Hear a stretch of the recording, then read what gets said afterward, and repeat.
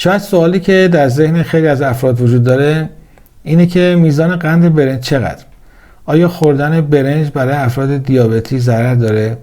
و یا اینکه بنا به گفته برخی واقعا خوردن برنج معادل با خوردن قند یا شکره؟ در اینکه برنج یه منبع غذایی قندیه هیچ شکی وجود نداره. اما برای پاسخ به اینکه میزان قند برنج چقدر هست ازتون دعوت میکنم این ویدیو رو دنبال کنید. من دکتر حمید سجاد هستم، متخصص بیماری‌های داخلی. شاید خیلی فکر کنن هر ماده غذایی که قند داره باید شیرین باشه. بنابراین هر آنچه که شیرین نیست پس قند هم نداره. اما این تصور اشتباه هست. مواد قنددار بسیاری وجود دارن که نه تنها شیرین نیستن بلکه ممکنه ترش و یا گس هم باشه، مثل میوه یا نشاسته. برنج هم جزء مواد غذایی است که به صورت غیر مستقیم دارای قند بالایی هست، با وجود اینکه اصلا شیرین هم نیست. بنابراین میشه گفت قند برنج از نوع کربوهیدرات. کربوهیدرات ها از سه عنصر کربن، هیدروژن و اکسیژن ساخته شدند و جزء مواد عالی محسوب میشن و دارای ساختارهای پیچیده یا ساده هستند. کربوهیدرات موجود در برنج ترکیبی از قند ساده، نشاسته و کربن. کربوهیدرات پیچیده برنج طی فرایندی به گلوکوز که قند ساده و قابل جذب در بدن هست تبدیل میشه و سپس مصرف میشه. قند برنج انرژی بالایی داره و میتونه قند خون رو سریع تغییر بده. برنج بعد از گندم دومین دانه مصرفی در بین مردم آسیایی هست. ولی خیلی ها از بابت میزان قند برنج دچار نگرانی هستن. شاید شما هم شنیدین که بعضیا میگن مصرف یه فنجان برنج به معنای مصرف یه پیمانه شکر. اما تا چه حد این گفته علمی هست و سندیت داره موضوعی هست که باید مورد بررسی قرار بگیره. اگه منظور از قند همون قندی باشه که داخل شکر وجود داره و شیرین هست، باید بگم از این بابت نگران مصرف برنج نباشید، چون برنج درصد کمی از این نوع قند رو داره. میزان قند شیرین موجود در برنج بستگی به نوع برنج داره، اما در کل همه انواع برنج ها به خودی خود قند زیادی ندارن و مصرف اونها از این حیث جای نگرانی نداره. طبق اعلام پایگاه اطلاع تغذیه ایالات متحده آمریکا، در هر 100 گرم برنج سفید معمولی دانه متوسط تنها 5 گرم قند شیرین وجود داره. در 100 گرم برنج دانه بلند هم مقدار قند به همون اندازه هست، یعنی همون 5 گرم.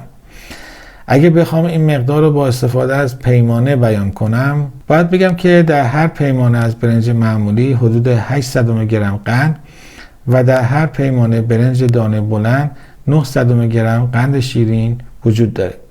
پس با توجه به اون چه گفته شد، برنج رو اگر از منظر قند شیرین بررسی کنیم چندان غنی از این ماده غذایی نیست.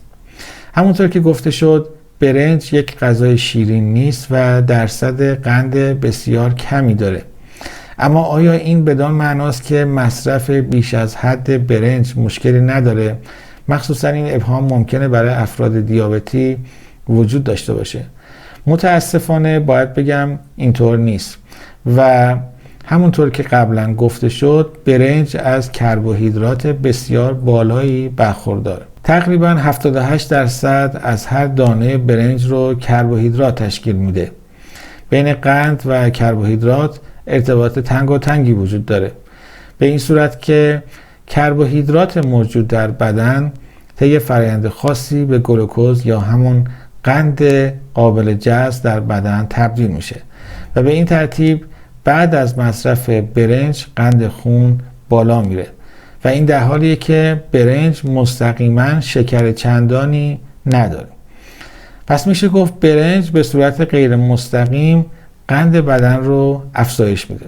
شاید براتون جالب باشه که بدونید در هر پیمانه برنج چقدر کربوهیدرات وجود داره و این میزان معادل چقدر شکر هست. برای پاسخ به این سوال باید بگم که به طور متوسط در هر پیمانه برنج اهم از سفید، قهوه‌ای، دانه بلند یا کوتاه حدود 45 گرم کربوهیدرات وجود داره که معادل با کربوهیدرات موجود در 3 تکه نان است. هنگامی که شخصی یک پیمانه برنج رو میخوره در واقع 45 گرم کربوهیدرات وارد بدنش میشه و این مقدار در بدن به چیزی حدود 11 قاشق چایخوری شکر تبدیل میشه. یعنی قند برنج پس از خوردن در بدن تولید میشه. پس اگه شما جز کسانی هستید که در یک وعده غذایی حداقل 2 بشقاب برنج میل میکنید، روزانه حدود 90 گرم کربوهیدرات و به عبارت دیگه 22 قاشق چایخوری قند شیرین رو به بدن خودتون تحمیل میکنید. اگه میخواین معیاری از این حجم قند در برنج داشته باشین، کافیه 22 قاشق چایخوری رو در یک لیوان آب حل کنید. میبینید که این مقدار حتی در لیوان هم به خوبی حل نمیشه. اون چه باعث میشه که درصد کمتری از کربوهیدرات به قند قابل جذب در بدن تبدیل بشه فیبره. متاسفانه درصد فیبر موجود در برنج خیلی کمه، چیزی در حدود 0.4 گرم در هر 100 گرم برنج. این مقدار فیبر یعنی اینکه تقریبا تمام کربوهیدرات موجود در برنج به قند برنج تبدیل میشه. بنابراین بهتره در مصرف برنج جانب احتیاط رعایت بشه. شاخص گلایسمی یا شاخصی که سرعت تبدیل کربوهیدرات به قند رو نشون میده در مورد برنج سفید خیلی بالاست. شاخص گلایسمی برنج قهوه‌ای 55 و برنج سفید 70 که هر دو مقدار بالایی به شما میرن. با توجه به مطالب فوق میشه اینطور استنباط کرد که برنج جز مواد غذایی با قند بالا قرار میگیره.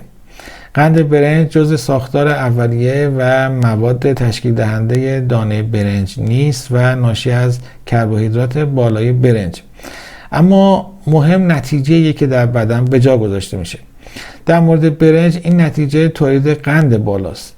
البته این بدان معنا نیست که باید مصرف برنج رو کنار گذاشت، بلکه تنها یک هشدار برای کسانی است که در مصرف برنج زیاده روی میکنن و تقریبا در تمامی وعده ها برنج مصرف میکنن.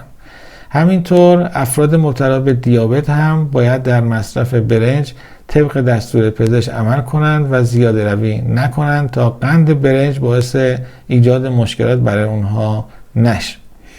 اگه تا حالا عضو کانال من نبودین، همین الان عضو شین و دکمه سابسکرایب رو کلیک کنید تا در جریان بروزترین و معتبرترین مطالب سلامت قرار بگیرین. لایک و کامنت هم فراموش نشه. اگه هر سوال پزشکی دارین خوشحال میشم در قسمت کامنت جوابتون رو بدم.